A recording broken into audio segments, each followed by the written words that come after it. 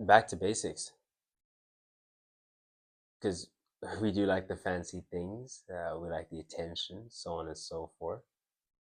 But those things can be smothering from success. You can think that you are there. You can think you've arrived when you haven't arrived. Um,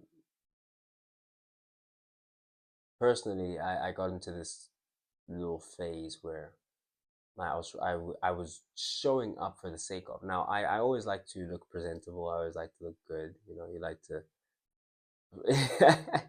that. You like to do that type of stuff, and stunt on them.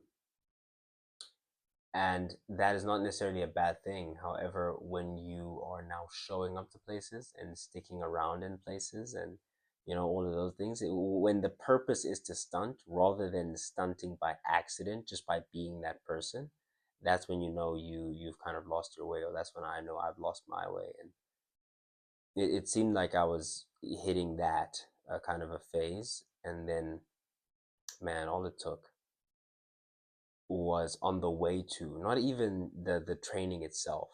I was on the way to a heavy leg day. It was on my second leg day this year, first of this new schedule. And on the way there, as you're fixing your mind, as you're searching within your own mind, you're trying to get into that pit, you're trying to get into that dark place because you're about to throw some heavy weight around. I'm particularly quite a strong individual, especially for my body weight, but just generally body weight, everything else, I'm just ridiculous.